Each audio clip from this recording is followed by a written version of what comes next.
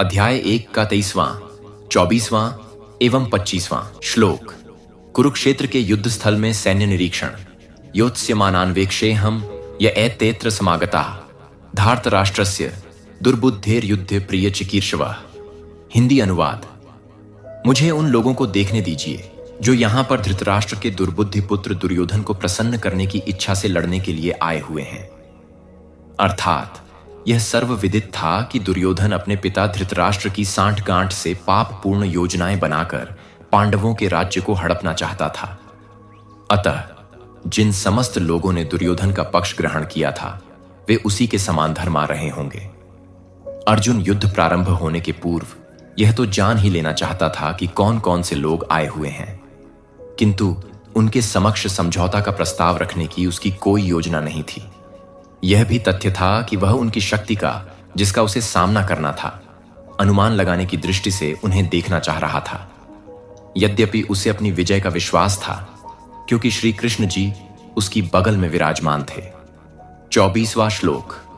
एव मुक्तो हृषिकेशो गुडाकेशेन भारत सैन्योरुभयोर्मध्ये स्थापित्वा रथोत्तमम्। हिंदी अनुवाद। संजय ने कहा, हे भरतवंशी। अर्जुन द्वारा इस प्रकार संबोधित किए जाने पर भगवान श्री कृष्ण ने दोनों दलों के बीच में उसे उत्तम रथ को लाकर खड़ा कर दिया। अर्थात इस श्लोक में अर्जुन को गुडाकेश कहा गया है। गुड़ा का अर्थ है नींद, और जो नींद को जीत लेता है वह गुडाकेश है। नींद का अर्थ अज्ञान भी है। अतः अर्जुन ने श्री कृष्ण की मित्रता के कारण नींद तथा अज्ञान दोनों पर विजय प्राप्त की थी। श्री कृष्ण के भक्त के रूप में वह श्री कृष्ण को क्षण भर भी नहीं भुला पाया, क्योंकि भक्तों का स्वभाव ही ऐसा होता है। यहां तक कि चलते अथवा सोते हुए भी श्री कृष्ण के नाम, रूप, गुणों तथा लीलाओं के चिंतन से भक्त कभी मुक्त नहीं रह सकता।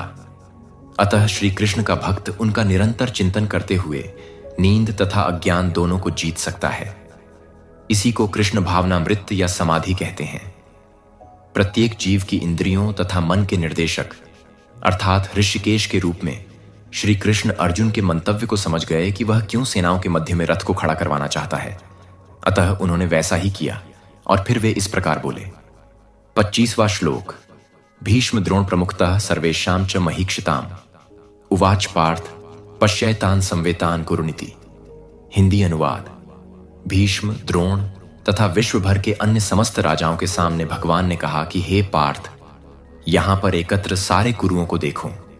अर्थात समस्त जीवों के परमात्मा स्वरूप भगवान श्री कृष्ण यह जानते थे कि अर्जुन के मन में क्या बीत रहा है।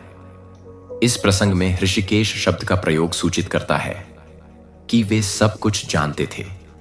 इसी प्रकार पार्थ शब्द अर्थात पृथा या कुंती पुत्र भी अर्जुन के लिए प्रयुक्त होने के कारण महत्वपूर्ण है। मित्र के रूप में वे अर्जुन को बता देना चाहते थे कि चूंकि अर्जुन उनके पिता वसुदेव की बहन पृथा का पुत्र था, इसीलिए उन्होंने अर्जुन का सारथी बनना स्वीकार किया था। किंतु जब उन्होंने अर्जुन से कहा तो इससे उनका क्या अभिप्राय था? क्या अर्जुन वहीं पर रुककर युद्ध करना नहीं चाहता था? श्री कृष्ण को अपनी बुआ पृथा के पुत्र से कभी भी ऐसी आशा नहीं थी। इस प्रकार से श्री कृष्ण अपने मित्र की मनस्थिति की पूर्व सूचना परिहासवश दी है। तो प्रिय भक्तजनों, 26वां श्लोक जानने के लिए वीडियो को लाइक, शेयर और सब्सक्राइब अवश्य कर लीजिए, ताकि आपको 26वां श्लोक जल्द प्राप्त हो। जय श्री कृष्ण जी।